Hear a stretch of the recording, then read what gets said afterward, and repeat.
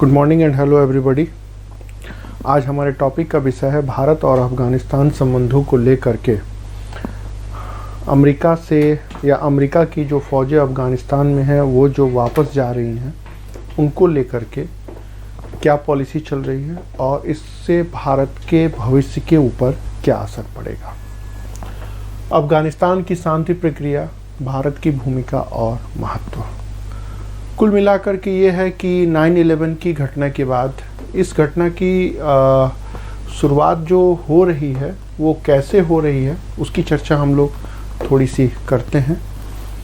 इस कहानी की शुरुआत जो उभर करके आई है वो है 9/11 की घटना के बाद अमेरिका की फ़ौज अफ़गानिस्तान पर अटैक की और अफ़गानिस्तान में जो तालिबान की सत्ता थी उसके ऊपर अटैक किया और वहाँ से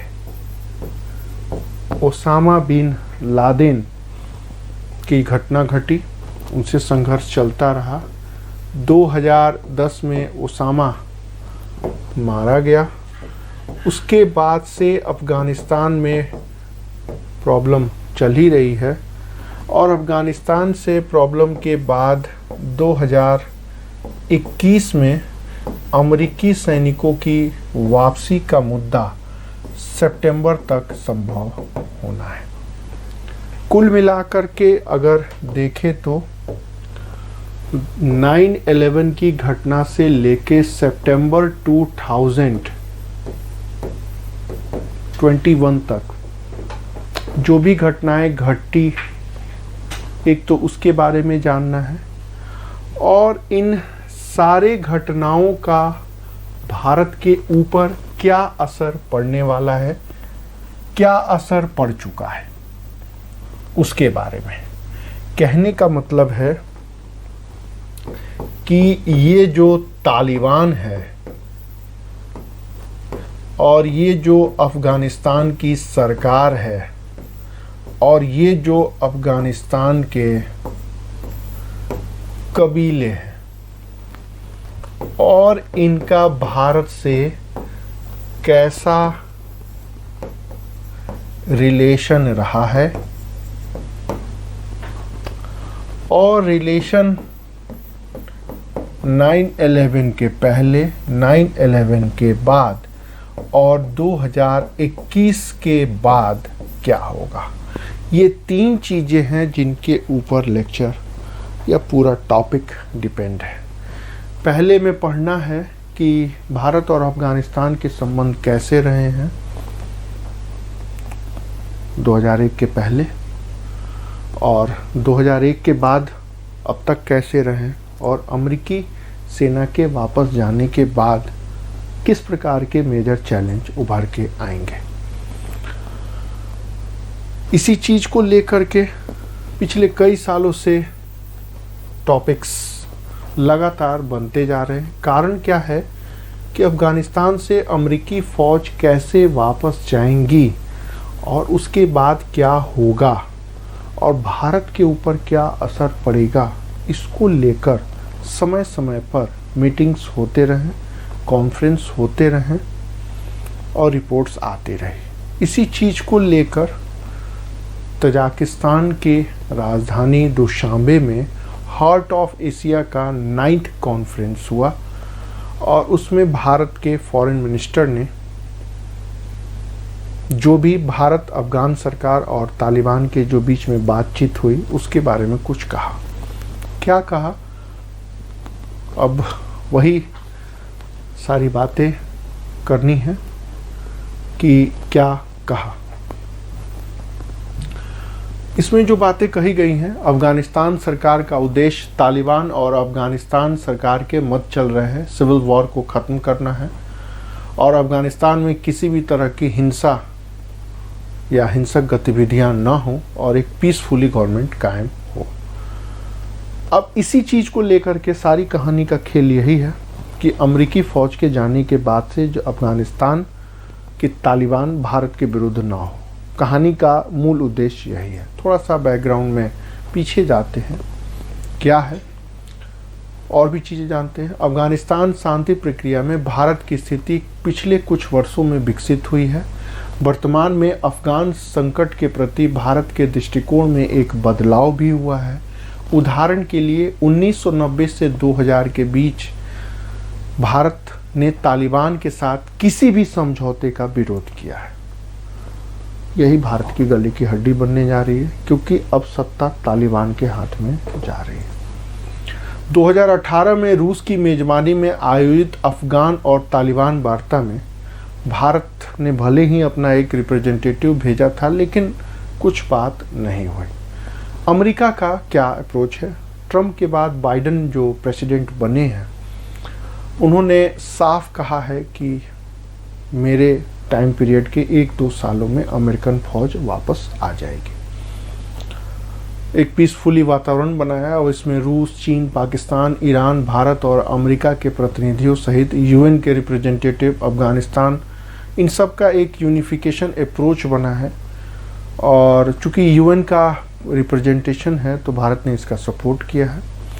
अमेरिका ने फरवरी 2020 में ही तालिबान से एक एग्रीमेंट किया था, और जिसमें कहा गया है कि 1 मई जो आने वाला है 2 दिन बाद 2021 तक अमेरिकी सरकार द्वारा अमेरिकी सैनिकों को अफगानिस्तान से वापस बुलाया जाना शुरू होगा।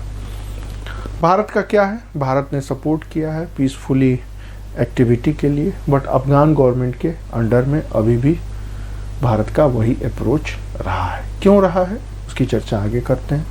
भारत के द्वारा अफगानिस्तान की जो प्रभुता है या नेशनल इंटीग्रेशन है या जो कुछ भी सिस्टम है, उसकी प्रगति के बारे में बातें कही गई हैं, और वहाँ के लिए जो भी हो सकता है, खासकर माइनॉरिटीज़, वुमेन, सोसाइटी के लिए या वीकर सेक्शन के लिए, उनको प्रोटेक्ट करने की बात कही गई है।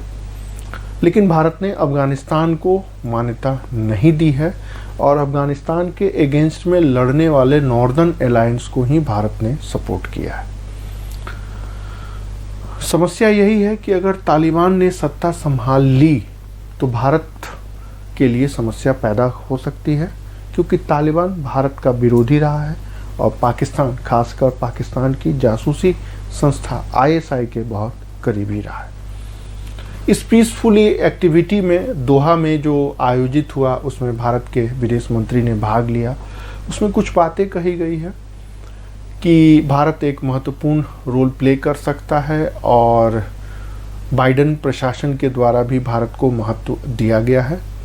भारत अफगानिस्तान में आतंकवाद, हिंसा, महिला अधिकारों और लोकतांत्रिक मूल्यों से जितने भी रिलेटेड इंडिकेटर है, उसमें एक मेजर रोल प्ले कर सकता है। वहाँ के डेवलपमेंट में रोल प्ले करने के अलावा और भी कई सारी चीज़ें हैं जो भारत से उम्मीद की जा रही हैं, जैसे कोविड की दवाइयाँ भेजना और सहतूत बांध के ऊपर एग्रीमेंट हुआ है। सत्ता संभालने के बाद अफगानिस्तान में स्थिरता हो, शांति हो, सुरक्षा हो, उसके लिए भारत लगातार प्रयास है, और वही भारत के लिए ज़रूरी भी है। एक तो सिक्योरिटी का मुद्दा है, एक स्थिर पाकिस्तान और जो सिक्योर भी हो, फिर कनेक्टिविटी जो मिडिल ईस्ट से लगातार बढ़े उसका, खासकर चबहार बंदरगाह जो ईरान में भारत के द्वारा बनाया जा रहा है, अफगानिस्तान के द्वारा, अफगानिस्तान के माध्यम से होगा। फिर जो रिलेशनशिप्स हैं वो भी अच्छे डेवलप होंगे। अन्य देशों के साथ जो रिलेशनशिप्स बनेंगे वो भी यूज़फुल होगा, खासकर ईरान के साथ अगर वो चबहार बंदरगाह बनता है और भाया अफगानिस्तान बनता है, तो अफगानिस्तान और ईरान से जुड़कर ट्रेड बढ़ेगा, और ट्रेड बढ़ने के बाद तो डाइवर्सिटी भी आ सकती है। खासकर तापी पाइपलाइन, तुर्कमेनिस्तान, अफगानिस्तान, पाकिस्तान और भारत, अगर ये बनता है तो एनर्जी सेक्टर के लिए भी होगा, ट्रेड भी बढ़ेगा। अफगानिस्तान भारतीय उत्पादों को मिडिल ईस्ट और यूरोप में एक्सपोर्ट करेगा। ईरान के चबहार से अफगानिस्तान के जहेदान तक रेल लाइन बिछेगी, तो भारत को ईरान, अफगानिस्तान, मिडिल ईस्ट और यूरोप तक पहुंचने का एक रास्ता मिलेगा। मतलब भारत यूरोप तक जा सकता है अफगानिस्तान होते हुए। फिर उसके बाद से कंक्लूज़न में यही है कि भारत को अफगान शांति प्रक्रिया में अपनी भागीदारी बढ़ानी है, या इस तरह की चीज़ें करनी है। जब इतनी सारी बातें हैं तो फिर प्रॉब्लम कहाँ है? ये तो अच्छी अच्छी बातें हो गई, मीटिंग में हमेशा अच्छी बातें होती हैं। आज 27 तारीख है, 27 अप्रैल 2021 को इंडियन एक्सप्रेस और जनसत्ता में इसी समस्या को लेकर के रिपोर्ट छपी है। और रिपोर्ट क्या है आपके सामने मैं रख रहा हूँ। आज के अखबार में है, क्या है? सैनिकों की वापसी, 2,500 अमेरिकन सैनिक मारे गए।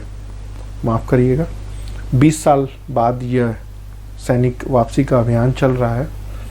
अभी 2500 अमेरिकी सैनिक है और 7,000 जो नाटो के सैनिक हैं वो अभी हैं। और क्या हासिल हुआ?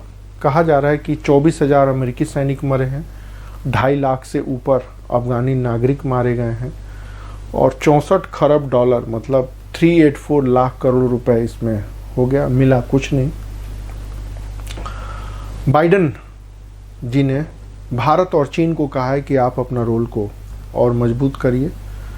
और सबसे बड़ी प्रॉब्लम यही है कि जिस तालिबान को अमेरिका जैसी महाशक्ति ने भी नहीं हरा पाए, अब वो अमेरिका के जाने के बाद पावरफुल होके सत्ता में आ रहे हैं, तो बाकी देश क्या कर पाएंगे? यही मेजर चुनौती है और यही मेजर मुद्दा है कि अमेरिका के वापस जाने के बाद तालिबान का कौन संभालेगा? और तालिबान तो है ही भारत विरोधी। अब भारत की भूमिका क्या है?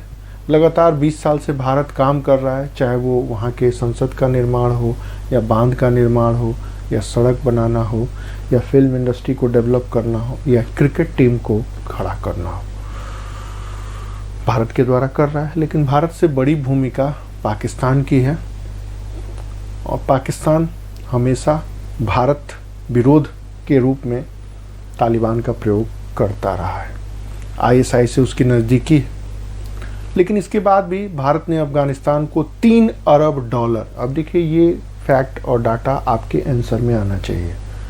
अगर ये सब नहीं आया तो आपको मार्क्स नहीं मिलेंगे। कैसे? ये देखिए, 3 अरब डॉलर का हेल्प किया है। 116 से ज़्यादा परियोजनाएं चल रही हैं।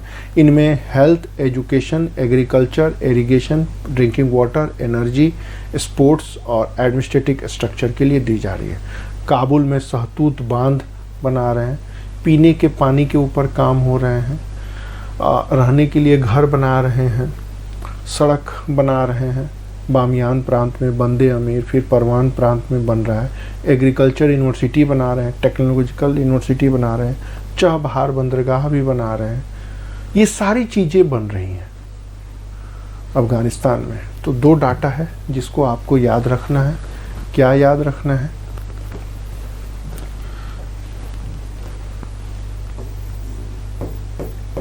$116 प्रोजेक्ट हैं और 3 अरब डॉलर की सहायता। ये आज के अखबार तक है, ठीक है। ये 2 डाटा भारत के संदर्भ में आपको याद रखना पड़ेगा। अब बात करते हैं कि इस पूरी कहानी का कि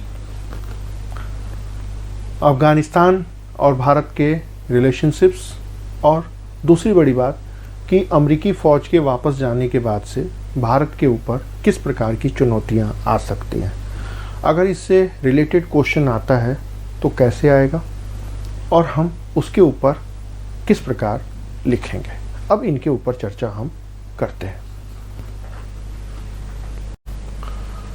अब एग्ज़ाम के लिए जो भी टॉपिक आएंगे उसमें क्वेश्चन यही रहेगा कि तालिबान और अमेरिका के बीच में जो एग्रीमेंट हो रहा है उसके ऊपर भारत के ऊपर क्या असर पड़ेगा। ये मैंने नोट्स के रूप में लिखा है। कैसे लिखना है? कुछ भी रूप में आए कि अमेरिकी सैनिकों के वापसी के पश्चात क्या होगा, उसके ऊपर क्या उत्तर होगा, ये मैं आपको बता रहा हूँ। पॉइंट नंबर 1, जो भी क्वेश्चन के अनुसार होगा, कतर दोहा में संपन्न हुआ, अमेरिका द्वारा अगले 14 महीनों में सेना वापसी की जाएगी, ये पहले हुआ था। शांति समझौता में 30 देश शामिल हुए हैं। अमेरिकी सैनिकों की संख्या घटाई जाएगी और सैनिक वापस जाएंगे। समझौते में अफ़गानिस्तान कि सैन्य बलों के साजो सामान उसमें इक्विपमेंट भी दिए जाएंगे और ट्रेनिंग भी दिया जाएगा, ताकि कोई भी चैलेंज आए उसको फेस किया जा सके। तालिबान के द्वारा अलकायदा से संबंध तोड़ने व अमेरिकी विरोधी कार्यों को न करने पर सहमति बनी। पॉइंट नंबर 1 जो आपको इम्पोर्टेंट है कि इस एग्रीमेंट में अमेरिकी सरकार ने तालिबान से समझौते पर सिग्नेचर करवाया है कि आप अलकायदा जैसे टेररिस्ट ऑर्गेनाइजेशनों के साथ कोई रिलेशनशिप नहीं रखेंगे। बट तालिबान में और अलकायदा में तो कोई अंतर है ही नहीं, दोनों एक दूसरे के अपोजिट हैं, एक दूसरे के दो पहलू हैं, एक सिक्के के दो पहलू हैं। जो तालिबान है वही अलकायदा के मेंबर हैं और जो अलकायदा है वो तालिबान के रूप में है। खैर, सिग्नेचर तो हो गई है। अमेरिका और तालिबान प्रतिनिधि के बीच इन समझौते पर कई मुश्किलें जन्म ले रही हैं। क्या हो रहा है? भारत द्वारा अफगानिस्तान में अरबों डॉलर की लागत वाली परियोजना, जैसे मैंने अभी आपको बताया 116 परियोजना और अमाउंट 3 अरब डॉलर की मदद जो दी गई है, और इस तरह की चीज़ें की जा रही हैं। 116 परियोजना जैसे मैंने अभी आपको मदद की, ये सब सारी चीज़ें उसमें शामिल है। सहतूत मान पेयजल परियोजना। भारत द्वारा अफगानिस्तान शरणार्थियों के पुनर्वास को प्रोत्साहित करने के लिए घरों का निर्माण, सड़क संपर्क, जल आपूर्ति, पॉलिटेक्निक निर्माण वगैरह वगैरह किया जा रहा है। ये भी मैंने अभी आपको बताया। इस समझौते में पाकिस्तान की सक्रिय भूमिका है। अमेरिकी फौजों के वापस जाने के पश्चात पाकिस्तान के सह पर अफगानी तालिबान भारत विरोधी कार्यों को अंजाम दे सकता है। पॉइंट नंबर 1 जो हमें जानना है, अफगानिस्तान में तालिबान अस्थायी हो जाएगा, वह अफगानी सरकार के ही विरुद्ध है और पाकिस्तान के सह पर वह और ज़्यादा मजबूत हो जाएगा। तालिबान के सत्ता में आने के बाद ईरान में भारत के द्वारा जो भी निवेश किए गए हैं, चबहार पोर्ट वो खतरे में आएगा, वो खतरे में आ चुका है। पॉइंट नंबर 3, चबहार पोर्ट निर्माण चीन के वन बेल्ट वन रोड का अल्टरनेटिव सॉल्यूशन माना जा रहा है, लेकिन वो भी अब रुक गया है। अमेरिकी फौज के वापसी पश्चात स्वयं अफगान में सिविल वॉर होने की पूरी संभावना है और इसकी शुरुआत लगभग पाकिस्तान में देखी जा रही है। ये लड़ाई आगे तक जाएगी। पाकिस्तान इसका प्रयोग भारत के विरोध में कर सकता है। अफगानी राष्ट्रपति जो अशरफ गनी है स्वयं को तालिबानी समझौते से अलग कर चुके हैं और यह शांति समझौता पिछले 20 वर्षों के संग्राम में अमेरिकी हार का प्रतीक समझा जा रहा है। मतलब 20 साल तक दुनिया की एक बड़ी महाशक्ति वहां पर 2.5 लाख लोगों को मार दी, लेकिन फिर भी वो जीत नहीं पाए। तालिबान का उदय 90 के दशक में अफगानी जिहादियों के द्वारा सोवियत फौज के वापसी के बाद हुआ। ध्यान रखिएगा 1980 में जब सोवियत संघ की फौज अफगानिस्तान में घुसी थी, तो इस फौज को पलटने के लिए या इस फौज को हराने के लिए पाकिस्तान के ISI ने विज्ञापन निकाला और 14 देशों से 1 लाख मुजाहिदीन या इस्लाम के नाम पर हथियार उठा के लड़ने वाले योद्धा लोग आए और यहाँ शामिल हुए और यहीं से तालिबान ग्रुप का उदय हुआ। तालिबान अपनी कबीलाई संस्कृति से यहाँ लोकप्रियता अर्जित की और सरकार पर अपना प्रभाव वर्चस्व स्थापित किया। 1998 तक 90% इलाकों पर तालिबान का कब्जा हो गया। ये 1998 की घटना है। लगभग 90% इलाकों पर इनका एम्पायर हो गया। कहा तो यही जाता है कि अफगानिस्तान की सरकार सिर्फ काबुल तक है, काबुल के बाद एक नई दुनिया या नया अफगानिस्तान आ जाता है। तालिबान सरकार को 3 देशों से मान्यता मिली, पाकिस्तान, UAE और सऊदी अरब, और फिर यह आतंक के गतिविधियों का गढ़ बन गया। ध्यान रखिएगा, ये सऊदी अरब या UAE वही लोग हैं जो खूब जिहाद के नाम पर पैसा डाले। अब जब उन्हीं के अगेंस्ट पर ये भस्मासुर बन रहे हैं तो इनकी हालत खराब है। तालिबानी मुजाहिदीनों के द्वारा ही कश्मीर में आतंकवादी गतिविधियों को अंजाम दिया जाता रहा। 90 के दशक का जो जलता हुआ कश्मीरी हिंदुओं का एक जो पलायन आया वो इन्हीं का परिणाम था और यही परिस्थितियां पुनः बन सकती हैं। जो सबसे ज़्यादा मेजर चैलेंज उभर करके आया है वो यही है कि क्या है, इसकी चर्चा करना जरूरी है कि जो भूमिका 90 के दशक में तालिबान ने भारत में की, वो पुनः रिपीट हो सकता है। आपको जान के आश्चर्य होगा कि इसी समस्या से लड़ने के लिए अनुच्छेद 370 और 35A को रिमूव किया गया है और पूरा जम्मू कश्मीर के ऊपर भारत सरकार ने अपनी कंट्रोलिंग की है। कोई घटना ऐसे नहीं घटती है, उन सब के पीछे इंटरनेशनल रिलेशंस के तार जुड़े होते हैं और फिलहाल ये तार कुछ ऐसे हैं। क्या है? तो इसकी कहानी को जानने के लिए थोड़ा सा बैकग्राउंड में पीछे जाना होगा कि क्या रहा है, कैसे रहा है और किस तरह रहा है। 90 के दशक में जो कश्मीर जला या 1 लाख से ज़्यादा हिंदुओं को मार के खदेड़ा गया, उसकी बैकग्राउंड थोड़ा और पीछे जाइए और उस पीछे वाले दौर पीरियड में जब 1980 के दशक में अफगानिस्तान की फौज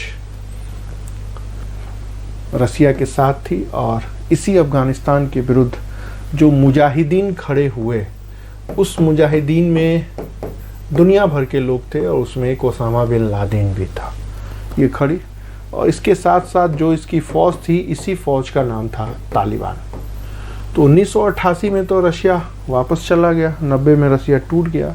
तो ये तालिबान और मुजाहिदीन क्या किए? तो ये जहाँ जहाँ भी गए इन्होंने वही आतंक का कारोबार किया और इसी आतंक के कारोबार में ये लोग घुसे भारत में और यहाँ भी अल्लाह अकबर के नाम पर नारे लगाए गए और कश्मीर में हर तरीके से वो सारी चीज़ें दोहराई गई। तो कश्मीर अगर बर्बाद हुआ या टेररिज्म उभर के आया तो यही तालिबानों के चलते आया।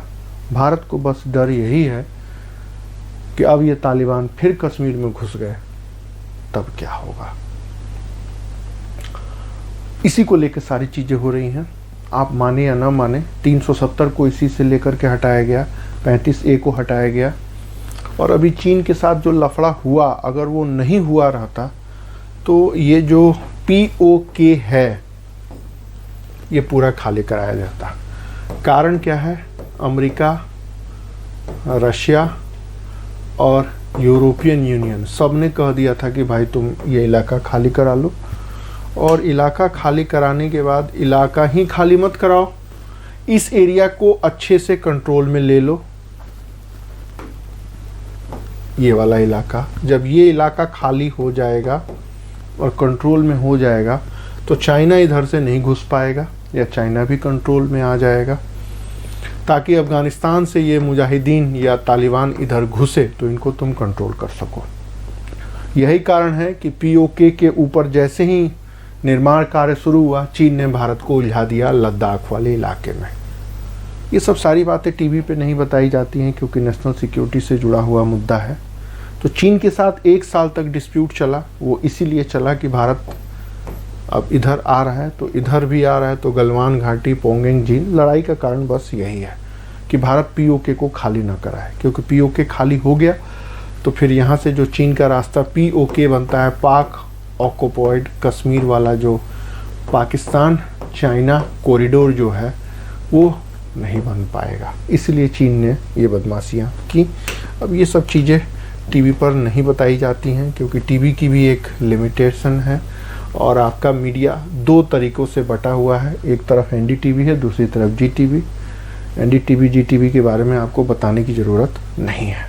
तो समस्या यही है और डर भी यही है जो कि चल रहा है। अब आगे क्या है?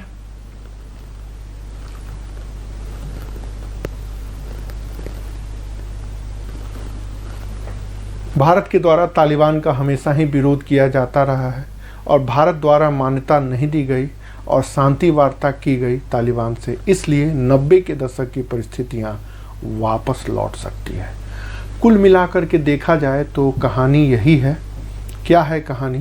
कि 90 के दशक के बाद जो कश्मीर में हुआ या जो चीज़ें हुई कश्मीर में, और उस कहानी को दोहराने के लिए फिर वापस परिस्थितियां उभर करके आ जा रही हैं, क्या आ जा रही हैं, तो इसकी फॉर्मेटिंग हमें जाननी है। ये है अफगानिस्तान शांति सम्मेलन या फिर सत्ता समझौता। टॉपिक हमारा यही है। क्वेश्चन जो आएगा वो मैं आपको दिखा चुका हूँ, कैसे लिखेंगे वो भी आपको दिखा चुके हैं।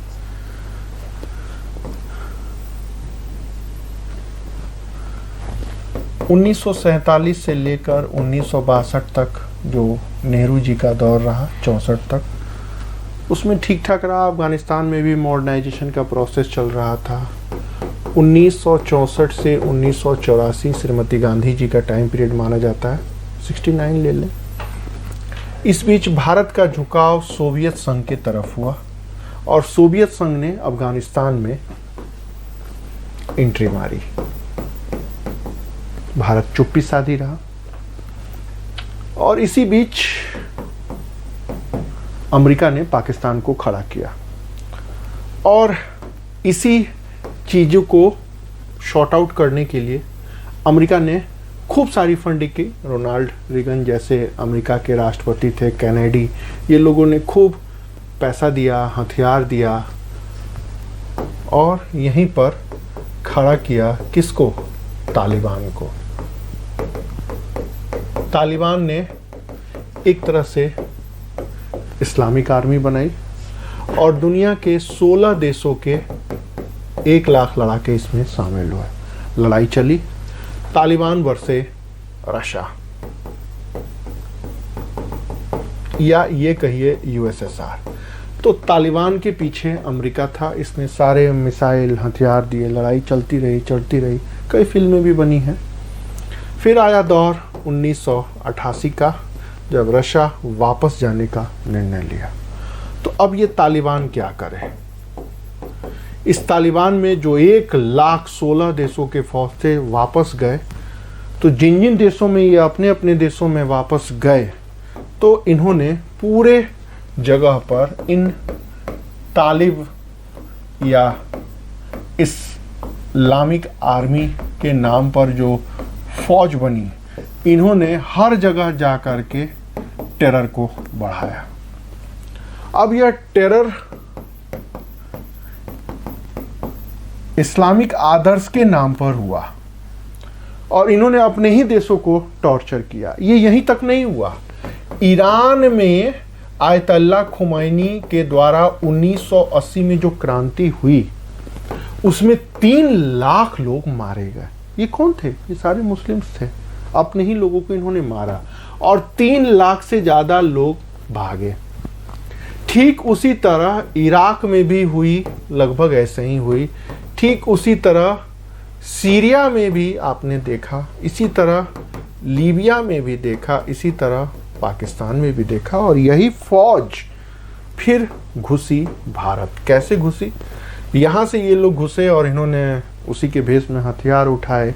यहाँ के स्थानीय लोग भी मिल गए, आज़ादी आज़ादी नारे लगे और 90 के दशक का जलता हुआ भारत उभर के आया, जिसको आप टीवी पर देख चुके हैं।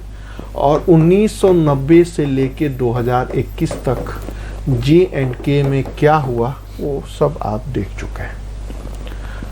फिर इसी बीच इसी आतंक को जब अमेरिका ने पाला पोसा बड़ा किया, ओसामा बिन लादेन उभर के आया और ये जब 9/11 करके 3000 लोगों को अमेरिकन को ठोक दिया, तब इनके समझ में आया या मार दिया कि ये क्या हो गया।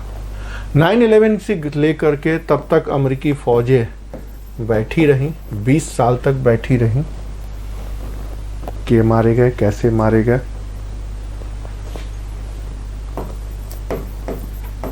हामिद करजई, इनकी सल्तनत सिर्फ काबुल तक ही लिमिटेड रही। इस बीच भी तालिबान लड़ता रहा।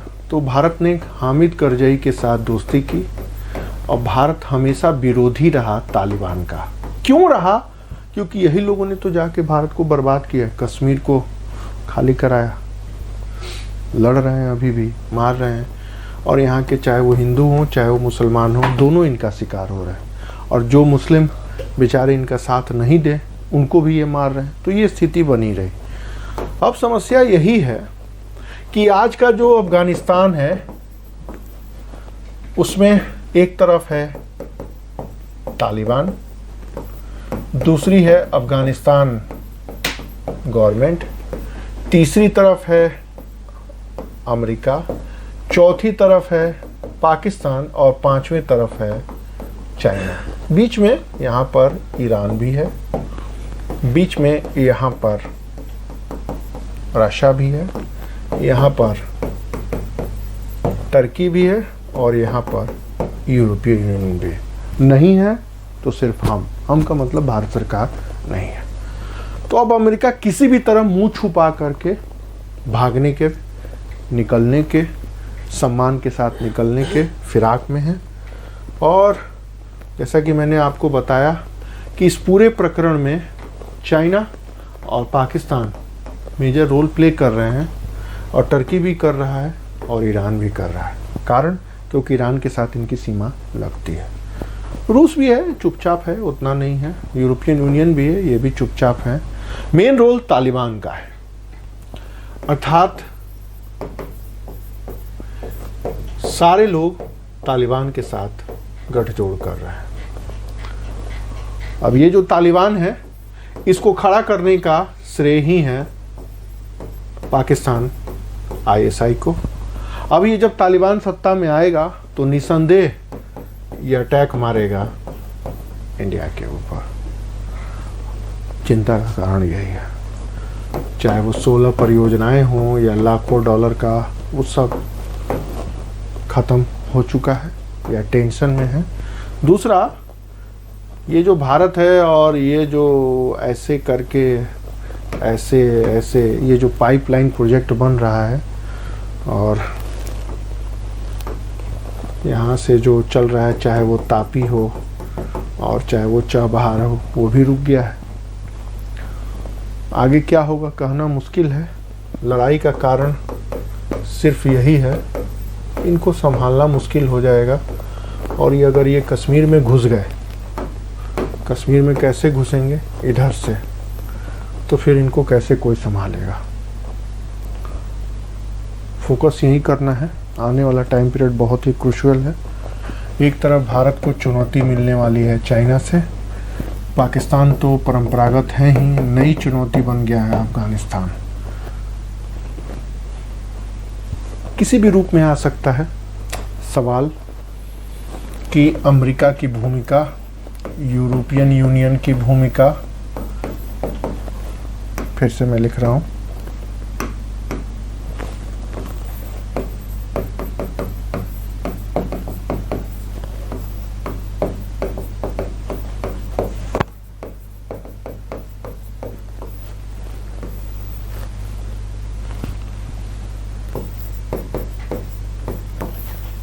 भारत के ऊपर क्या प्रभाव पड़ सकता है। इस प्रभाव में एक एंगल चाइना का है, दूसरा एंगल पाकिस्तान का है,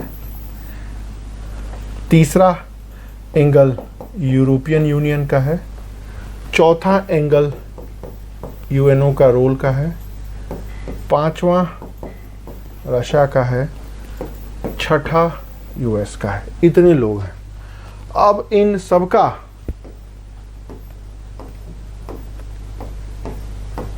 क्या असर पड़ेगा, सवाल यहीं से बनेगा।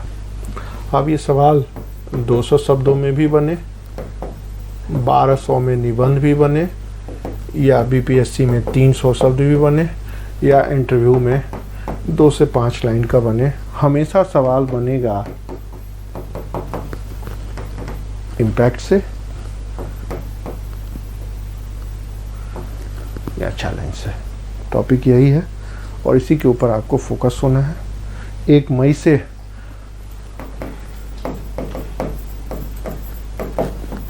इनकी वापसी होनी है। अब ये टॉपिक ख़त्म नहीं हुआ, अभी तो ये टॉपिक शुरू हो रहा है। और जिस रूप में जाएगा, जैसे भी भारत के ऊपर असर पड़ेगा, सवाल बनने की प्रक्रिया ख़त्म नहीं होगी। तो उम्मीद है ये टॉपिक आपके समझ में आ गया होगा कि अफ़गानिस्तान का सत्ता सम्मेलन हो या शांति प्रक्रिया हो या कुछ भी हो, इसका भारत के ऊपर क्या असर पड़ने वाला है। तो कहानी यही है, आगे देखते हैं। एग्ज़ाम से रिलेटेड जो कुछ भी है मैं आपको समझा चुका हूँ, ठीक है। अपने फिर किसी अगले टॉपिक में हम नए टॉपिक्स की बात करेंगे और उसको डिस्कस करेंगे। इसी के साथ जुड़ते हैं, भारत के पड़ोसी देशों के साथ क्या रिलेशन है उसको हम अगले टॉपिक में डिस्कस करते हैं। Okay, thank you.